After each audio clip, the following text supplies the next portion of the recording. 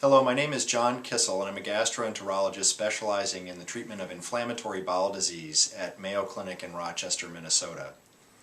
I've been given the opportunity to talk today about a recent publication in the journal Gastroenterology which shows an increase in the risk of malignancy or cancer with the combination of adalimumab, also known as Humira, with other immunosuppressant medications, and that risk is shown over just using adalimumab alone. Recent studies have shown that we get greater benefit when we use a strategy that combines anti-TNF or anti-tumor necrosis factor alpha drugs such as infliximab or Remicade with other immunosuppressants, specifically thiopurine drugs such as azathioprine or Imuran and 6-MP. So increasingly doctors have been using this strategy with other anti-TNF drugs such as adalimumab, even though a study showing combination immunosuppression with adalimumab and other immunosuppressants has not yet been conducted. We've known for a while that the thiopurine drugs raise the risk of certain types of cancer, especially non-melanoma skin cancers and lymphomas. We've assumed that combining the medications with the anti-TNF drugs probably incrementally raises that risk even further. It's important to understand that the risks of cancer are still very small and that the combination of the drugs is probably the best strategy that we have for treating Crohn's disease. However, patients and their doctors are eager to understand if there's any new information measuring that risk in order to better counsel the medication use.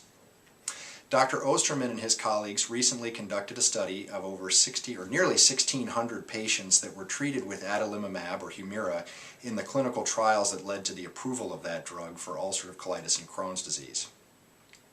They measured the risk of cancer in follow-up, about a year and a half on average for each patient that participated in the study, and they looked to see whether or not any of those patients were taking another immunosuppressant at the time that they were on the adalimumab or Humira. They then compared the rates of cancer in those patients with the general population using the SEER database, which measures the incidence of cancer throughout the United States for the general population. What they found was that of those 1,600 patients, roughly 34 developed a cancer after participating in the study. That's about 2%. But the risk of cancer was nearly 3 times higher in those that were taking the combination of the immunosuppression with the adalimumab compared to the general population, and the risk of cancer in those taking adalimumab alone was not increased in comparison to the general population.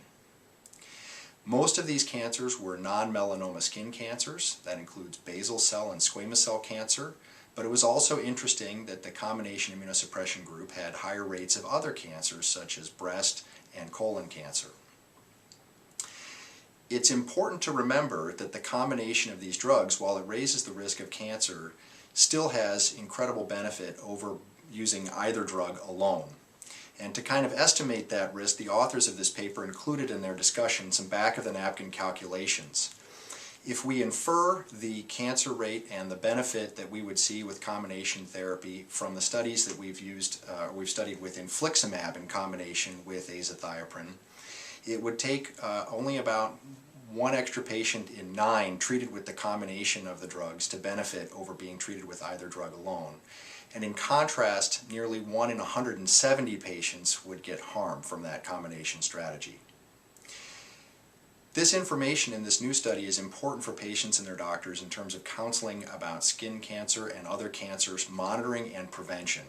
Specifically, patients should probably avoid sun tanning. They should strictly avoid tanning beds. They should wear high SPF sunscreen and hats and long sleeves. And they should probably be getting an annual examination by a dermatologist to monitor for skin cancer. Thank you very much for your time.